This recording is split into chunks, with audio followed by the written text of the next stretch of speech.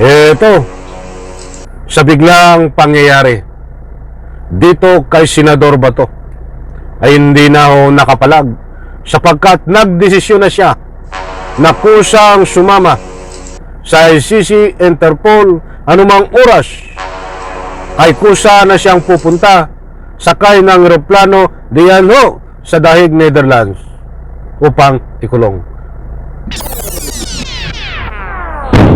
Alright, welcome back to my YouTube channel. I'm Andy's Vlog. Ito, mainit-init pa. Biglang pangyayari. Senador Bato, handa na anumang oras upang dalhin at sasama na sa ICC, Interpol diyan sa Dahig, Netherlands, sakay ng eroplano upang ikulong diyan po sa kulungan ng ICC. Haba, ano ang nangyari, mga kaibigan? Sabi ko nga po sa inyo ang paghuli, pag-aresto dito ho kay Senador Bato noong paman ay lagi ko po sinasabi na ito ay biglaan. Ay probe na ho. Nangyari ho dito kaya dating Presidente Digong ay biglaan din ho ang pag-aresto. Na yan din ho ang mangyayari dito kay Bato. Mga kaibigan, hindi po ito fake news. Ibibigay ko po sa inyo ang complete details, latest update tungkol dito sa biglang paghuli kay Bato na anumang oras ay kusa siya nasasama at pupunta sa kanyang eroplano para dalhin diyan sa Dahig, Netherlands sa kulungan ng ICC. Isang like muna mga kaibigan sa video na ito. Nakalike na po ba kung nagustuhan nyo po? At sa lahat ng hindi pa nakasubscribe sa aking maliit pa na YouTube channel, please subscribe. Maraming salamat po. Pasensya na po sa audio ko, ako'y namamalat kaya video medyo basag. Eto, samahan nyo po ako mga kaibigan hanggang dulo na panoorin, pakinggan ang vlog na ito dahil dito ay importanteng mahalaga ang matutuklasan nyo sa biglaan na pagbabago ng isip ni Senador Bato dahil noon ang sabi nga niya ay magtatago siya. Ngayon ho, mainit-init pa na balita ay kusa na siyang sasama sa ICC, Interpol upang magpakulong na diyan ho sa kulungan ng ICC sa Dahig, Netherlands. Ito po ang katunayan, mga kaibigan. Ipa-flash ko po diyan sa screen.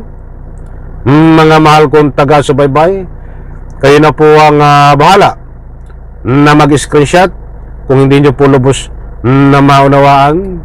Nandiyan ho. At ipapakita ko rin po sa inyo, mga kaibigan. Ito, babasahin ko po ang nilalaman buhat dito sa Pilipinas Today.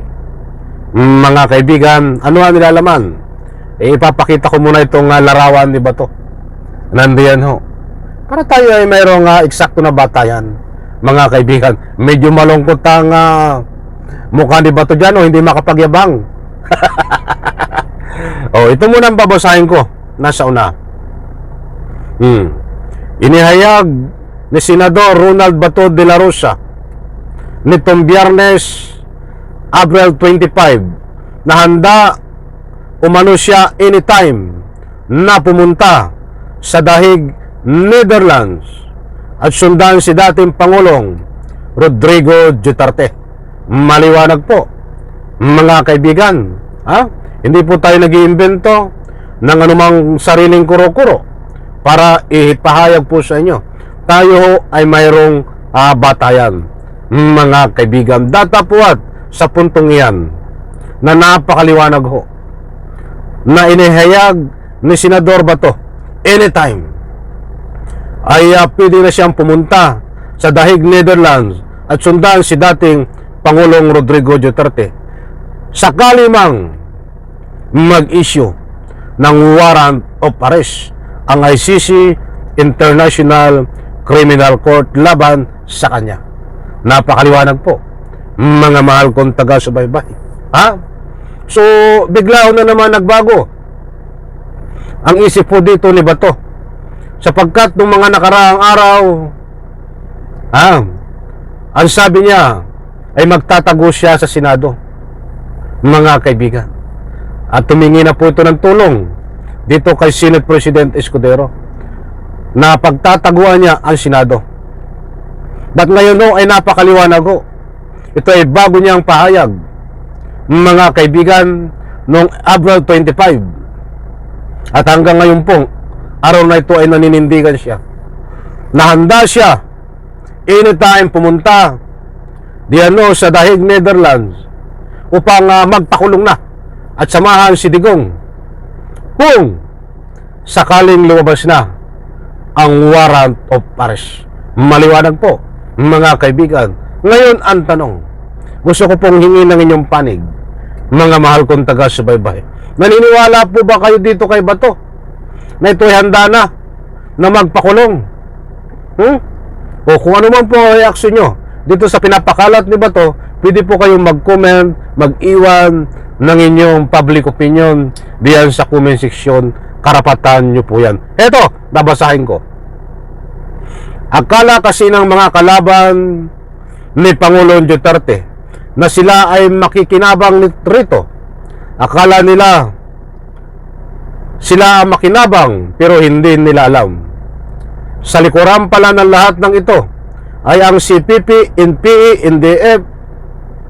Sila ang nasa likod, tuwang-tuwa sa mga pangyayari ngayon. Aniya, aba, ay marami mong dinadamay ba to?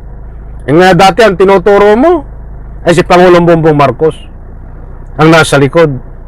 Ngayon, ang tinuturo mo ay CPP, NPA. Aba, ay desperado ka na, pabago-bago na ang iyong mga sinasabi. Wala na tuloy kredibilidad ang iyong sinasabi. Sabagay, matagal na naman. Simula nung nag-hearing ka ng puncher, botos ng puncher, ginawa mo lehitimo ang piki na dokumento sa pamagitan ng butas ng dalawang puncher. Doon ako nagsimula na ikaw ay wala ng kredibilidad ang mga sinasabi. Hanggang ngayon, hindi ka dapat paniwalaan. O ito, matatandaan na nanilbihan si De La Rosa bilang hippie. Huwag na natin basahin. O ito ang susunod.